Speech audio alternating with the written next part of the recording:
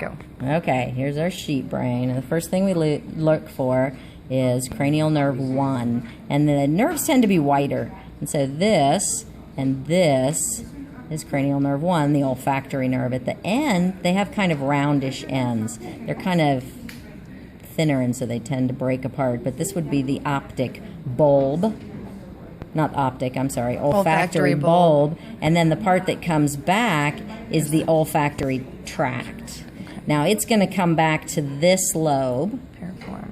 which is the piriform lobe, right? And we don't have that because we don't rely on smell as much as animals, but they do, so this is huge. Okay, so this is cranial nerve 2, and it's going to go to the eyes, so it's the optic nerve, so an eye here and an eye over here, and it crosses, and so if they point right in the center of here, that's the optic chiasm. Chiasm just means where it crosses. Okay, and then right underneath that this is where the pituitary would hang off. And often you see just a little hole right there. And that, in the book, they called the infundibulum because that's the name of the stalk that the pituitary gland hangs from. But it'll just appear like a hole. And if we put like pineal gland or pituitary gland... Yeah, it's the same. Okay. I mean, I understand. Because it's the infundibulum or the pituitary gland, that's fine. Okay. Now, below that, this, in a human, looks like 2 perfectly formed silicone boobs. Yeah. These, not so much. This looks kind of like an old flabby uniboob. Right? Poor little sheep uniboob.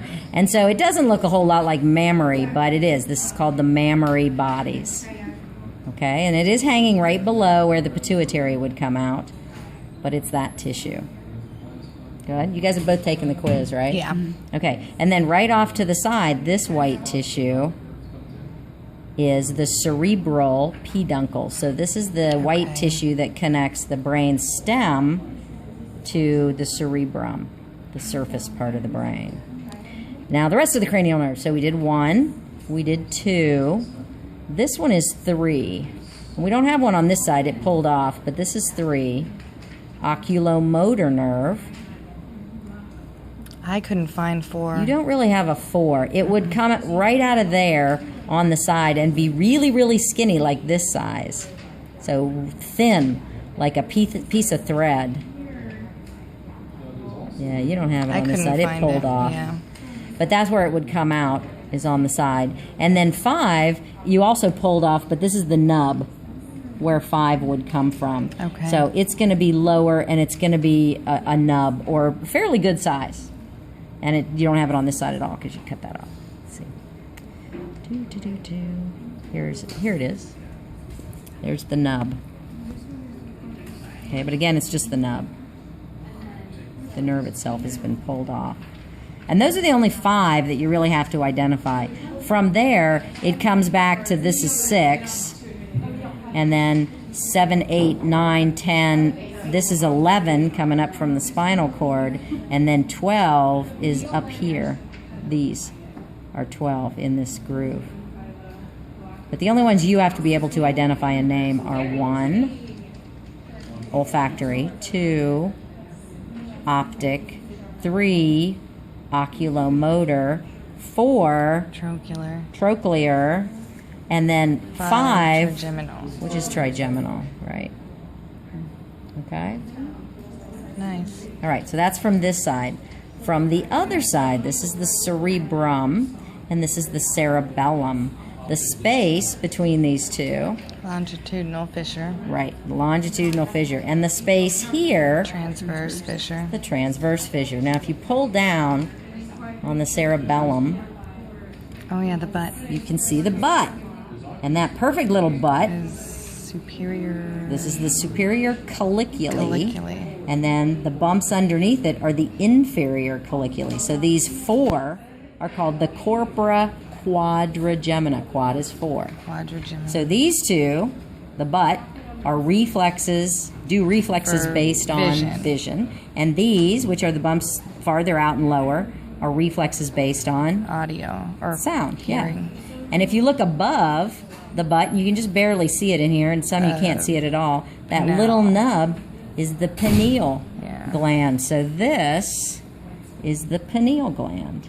And then this is the superior colliculi. And this is the inferior colliculi. Okay? And then right below the inferior colliculi, this little canal Is that the aqueduct? Yep, the Okay. cerebral aqueduct. And it's going to drain the cerebrospinal fluid that's made in the ventricles. So here's a ventricle, right? That's one of the lateral ventricles. This darkish goo, that's the choroid plexus, which you should find in all of these. This is the third ventricle, which with its choroid plexus. And the third ventricle would be right here to the side of this is the thalamus. And so between the two thalami is the space. Now, if you take your pointer and you put it up here and you move it around a bit, it goes right into the lateral ventricles. So that's the connection, the interventricular foramen between the lateral ventricles and where the fluid flows down into the third ventricle, and then it flows down through the cerebral aqueduct into the fourth ventricle, which is right there.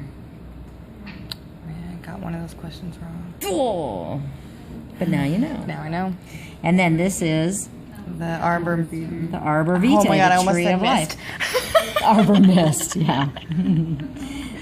One thing that you look for is this round part right in the middle, because you always try to find a certain thing and then go from there. So this is the thalamus. And one way that you find that is this is the optic nerve. Remember, the nerves tend to be really white. So this is the optic nerve. Right behind that, this is the hypothalamus. And right above that is the thalamus. This is the mammary body, right? Because there's the optic chiasm where the pituitary hangs off the mammillary body. Okay. So that's the mammillary body. This is still part of the midbrain. This is the pons, because it really sticks out. So there's our pons. And then this is the medulla. So which cranial nerves go in and out of the pons? 5, 6, 7, 8. Right, 5, 6, 7, 8. So 5 is this one right here, coming right out of the pons. Oh, 5, 6, 7, 8. nice. Okay, 3 comes out of the midbrain. Midbrain. 4, which is right on the side, also comes out of the midbrain. Okay. All right. So here we have the lateral ventricle. This area above it is the corpus callosum. It's white matter. Now the area below it, the white matter, is... I said corpus callosum. No, that would be above. This is the fornix. Dang it. I got that wrong. And then this area right above the corpus callosum, which is a gyrus, is the cingulate gyrus. Okay?